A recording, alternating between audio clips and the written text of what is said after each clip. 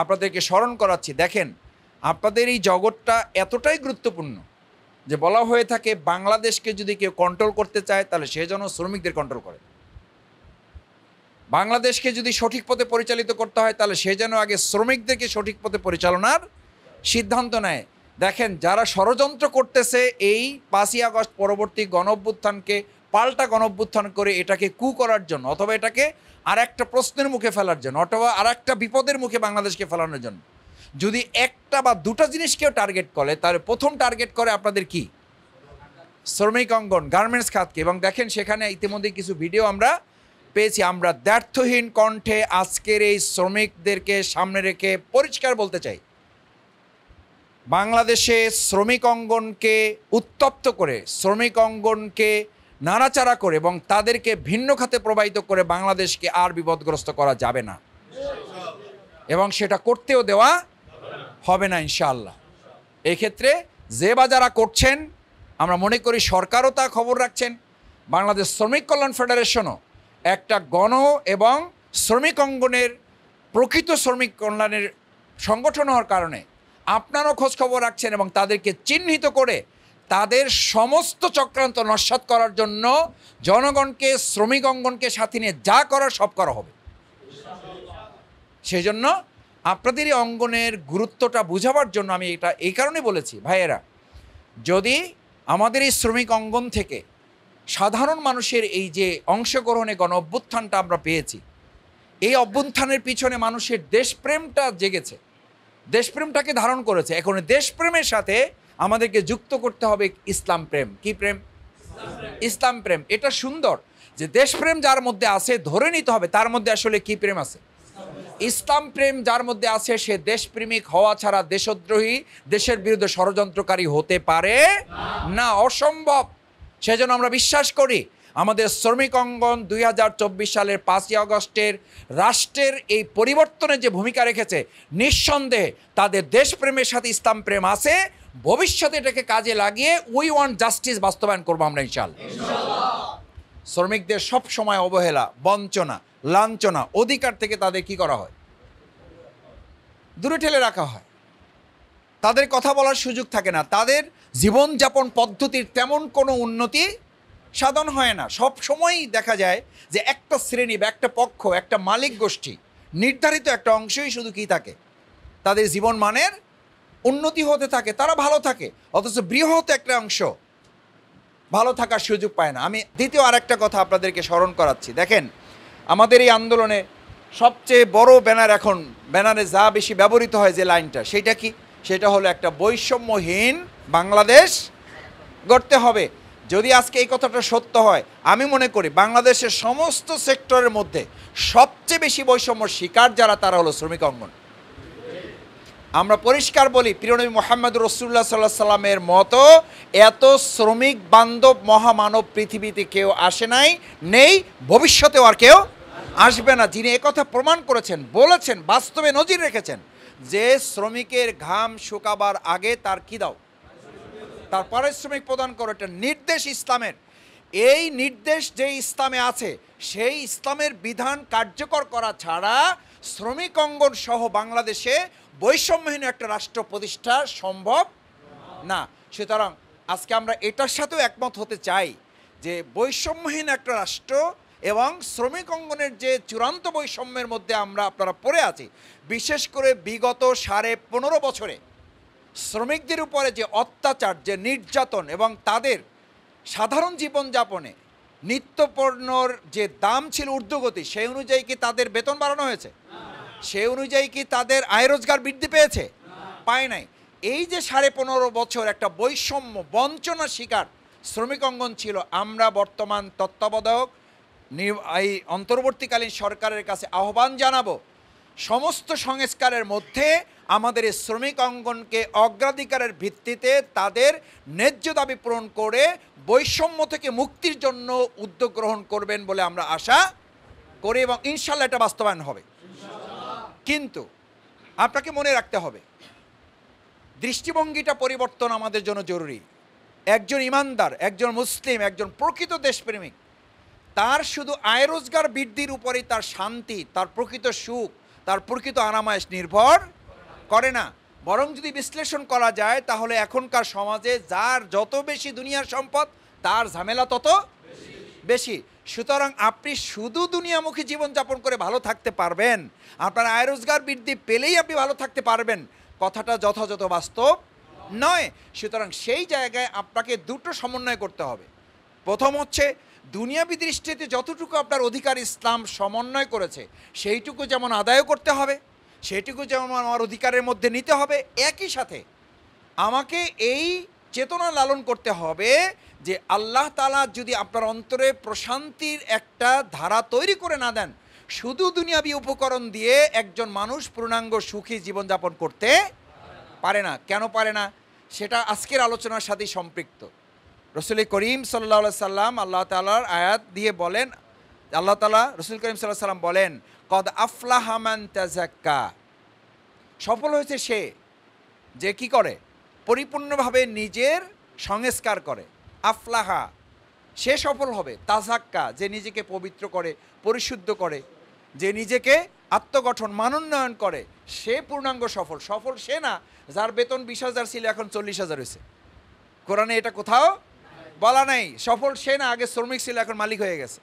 সফল সে না আগে এমডি ছিল এখন চেয়ারম্যান হয়ে গেছে। এইটা বলা নাই, স্ট্যান্ডার্ড এইটা না। স্ট্যান্ডার্ড হচ্ছে আল্লাহ তাআলা বলেন কদ আফলাহা মান তাযাক্কা, সফল হবে সে যে নিজেকে কি করতে পেরেছে, পরিশুদ্ধ করতে পেরেছে। তো আমার যদি বেতন 20,000ও থাকে আর আমি যদি পরিশুদ্ধ করতে পারি, তাহলে আমাকে মালিক সফল করবেন না আল্লাহ সফল করবেন? আমার সফলতার মানদণ্ড কি আমার দায়িত্বশীল, আমার মালিক, নাকি আমার আল্লাহ তাআলা? আমার আল্লাহ সুবহানাহু তাআলা। সেই জন্য প্রথম সিদ্ধান্ত নিতে চাই যে পরকালীন মুক্তি, দুনিয়ার সফলতার জন্যই আমরা রাষ্ট্র সংস্কারের জন্য নিজেদের সংস্কারকে আজকে আমরা সিদ্ধান্ত নিতে চাই। দেখে ইনশাআল্লাহ, ইনশাআল্লাহ পারবেন ইনশাআল্লাহ সবাই যে আমরা রাষ্ট্র সংস্কারে চাই। বলেন পরের লাইনটা কি? নিজের সংস্কার। রাষ্ট্র সংস্কারে চাই, রাষ্ট্র সংস্কারে চাই, রাষ্ট্র সংস্কারে চাই। মুখস্থ হয়েছে? তাছাড়া রাষ্ট্র সংস্কার মুখের কথায় হবে না। দেখেন আজকে আমাদের বিভিন্ন উপদেষ্টারা মাঝে মধ্যে আফসোস করে মানে দীর্ঘ নিঃশ্বাস ফেলে, যেখানে হাত দেই সেখানেই দুর্নীতি ছাড়া আর কিছুই পাওয়া যায় না। একজন ছাত্র প্রতিনিধির উপদেষ্টার কথা আমি শুনে নিজেই একটু অবাক হয়েছি যে আমাকে দুর্নীতির সাগরে ভাসিয়ে দেওয়া হয়েছে। তার মানে বুঝেন যে এই আমাদের এই কলেজের টুকরা সন্তান বা শিক্ষার্থীরা তারা ভালো মানুষ, তারা ভালো চিন্তা করছে, কিন্তু রাষ্ট্রটাকে এমন পর্যায়ে নিয়ে যাওয়া হয়েছে যে সম্মিলিতভাবে উদ্যোগ না নিলে শুধুমাত্র কোনো একজন ব্যক্তি ভালো হলেও এখন এই পরিবর্তন করা সম্ভব হবে না। সেই জন্য আজকের স্লোগান নিয়ে বাসায় ফিরবো আমরা। কি স্লোগান দিয়েছি? রাষ্ট্র সংস্কারে চাই ইনশাআল্লাহ। এই সংস্কারের নাম হইল কর্মী থেকে কি হওয়া। এটা বললে বলবেন যে ভাই তো লাইন কোথায় থাকেন আর কোথায় চলে আসেন। রোকন হইলেই আপনি সংস্কার হয়ে যাবেন এটা নিশ্চিত বলা যায় না, তবে এটা একটা প্রসেস। আলহামদুলিল্লাহ বাংলাদেশ জামাত ইসলামীর প্রতি সাধারণ মানুষের এই আস্থার জায়গাটা ইতিমধ্যে তৈরি হয়েছে না হয় নাই? শুধু হয়েছে না আল্লাহ বরকত দিয়েছেন? শুধু বরকত দেন নাই, কয়েক শত কোটি গুণ আমাদের প্রত্যাশার চেয়েও। যার কারণে খেয়াল করেন 2024 সালের 5ই আগস্ট যখন আন্দোলন সফলতার দ্বার প্রান্তে, তখন শেখ হাসিনার মাথায় ঢুকলো, ওর মাথায় তো ভালো বুদ্ধি নাই, সব ইবলিস ঢুকায়, তো ইবলিস তার মাথায় ঢুকাইলো যে এই আন্দোলন এখন থামানোর একমাত্র উপায় হলো জামাত শিবির কি করা। তাহলে আন্দোলন কি হয়ে যাবে? নিষিদ্ধ হয়ে যাবে, আন্দোলন স্থিমিত হয়ে যাবে।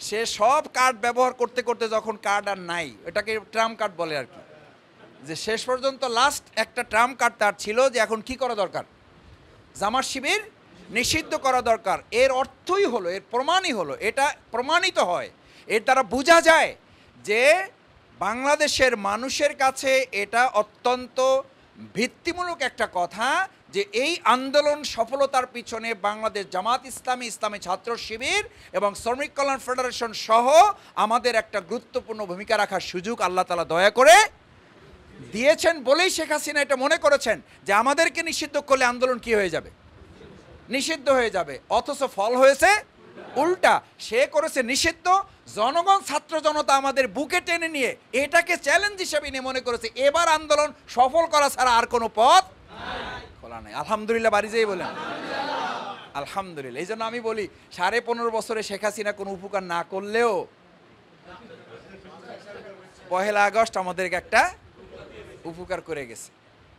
জনতার মনে আমাদের মধ্যে একটা স্থান সে নিজে সিদ্ধান্ত নিয়ে তৈরি করে দিয়েছে। জনতা আগেও ভালোবাসতো, শিক্ষার্থীরা আগেও জামাত ইসলামী ছাত্র শিবিরকে ভালোবাসতো, কিন্তু সেই ভালোবাসাটা শেখ হাসিনার সিদ্ধান্ত নিয়ে কয়েক গুণ বাড়াই দিয়েছে। এই জন্য আমরা দোয়া করি যে শেখ হাসিনা যত দূর গিয়েছে, এখন মাঝে মধ্যে আমরা এই ভিডিওতে শুনি আর কি, সত্য মিথ্যা আমরা জানি না, সে নাকি কাছাকাছি আছে।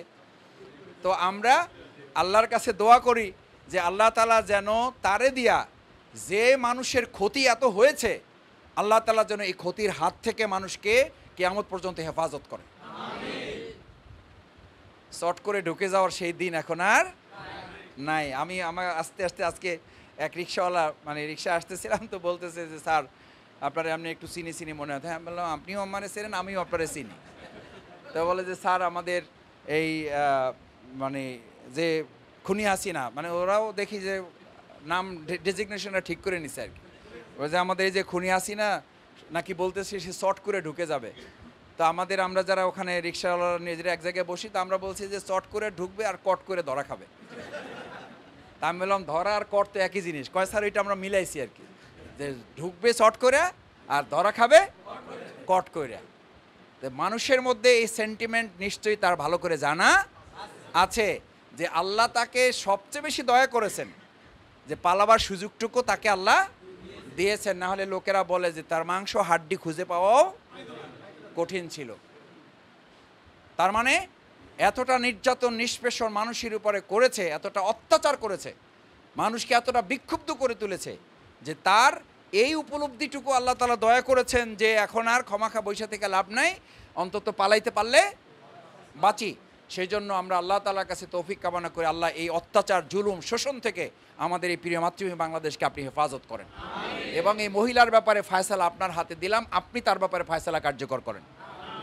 ভাইয়েরা, সেজন্য যে কথাটি বলছিলাম যে এই বৈষম্যহীন একটা রাষ্ট্র যদি প্রতিষ্ঠা করতে হয়, তাহলে আমাদের এই শ্রমিক অঙ্গন, আপনারা আমরা যারা আছি প্রত্যেক মানুষই তো শ্রমিক।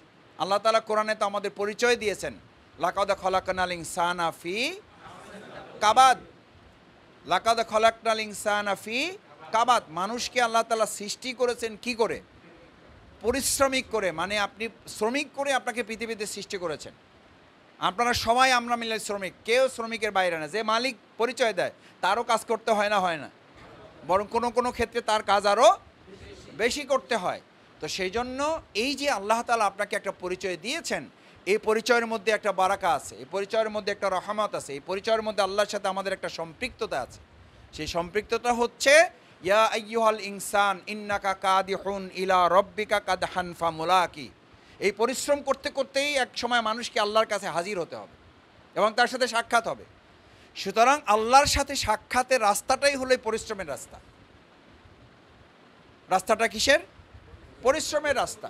যে ব্রেন পরিশ্রমের মধ্যে থাকে সে অপরকম থেকে বেঁচে থাকে। যে ব্রেন পরিশ্রমের মধ্যে থাকে না, ওটা শয়তানের কারখানায় পরিণত হয়। একটা হলো পরিশ্রমের কারখানা, আর একটা হলো শয়তানের কারখানা। তো আল্লাহ তাআলা আমাদের কোন কারখানায় কবুল করুন? পরিশ্রমের কারখানায়, শয়তানের কারখানা থেকে আল্লাহ তাআলা আমাদেরকে হেফাজত করুন, বলুন আমিন। সম্মানিত ভাইয়েরা, তৃতীয় যে কথাটি বলতে চাই, তাহলে রাষ্ট্র সংস্কারের জন্য পরিবর্তন হচ্ছে আমাদের সংস্কার, রাষ্ট্র পরিবর্তনের জন্য প্রয়োজন হচ্ছে আমাদের পরিবর্তন। এই পরিবর্তনের লক্ষ্যেই বাংলাদেশ শ্রমিক কল্যাণ ফেডারেশন আপনাদের আজকে এখানে বাছাই করে নিয়ে আসছে। তারা মনে করে, আমরা মনে করি, আপনারা মনে করেন যে আমাদের পরিবর্তনটা দুই কারণে জরুরি। এক, দুনিয়ার সফলতা; দুই, পরকালে মুক্তির জন্য।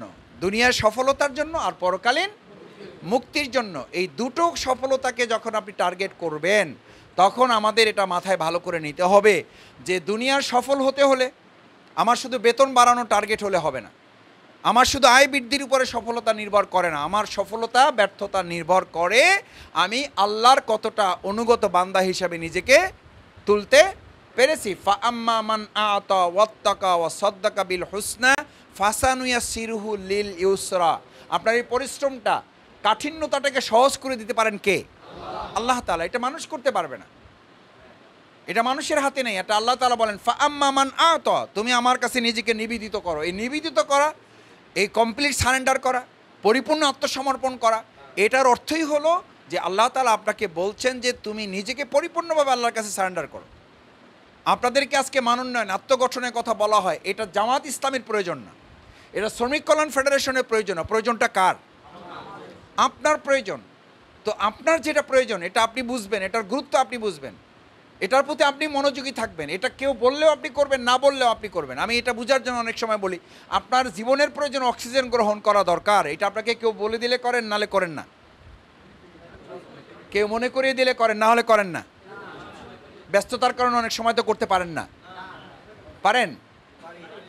অক্সিজেন গ্রহণটা ব্যস্ততার কারণে অনেক সময় তো পারেন না। পারেন। কেন পারেন?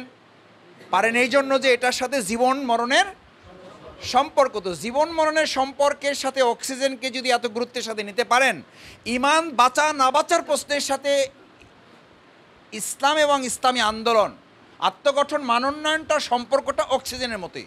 অক্সিজেন না থাকলে জীবন থাকে না, আর আত্মগঠন মানোন্নয়ন করে আল্লাহর কাছে কমপ্লিট সারেন্ডার করতে না পারলে ঈমান থাকে না। তাহলে একজন ঈমানদারের কাছে জীবন গুরুত্বপূর্ণ না ঈমান গুরুত্বপূর্ণ?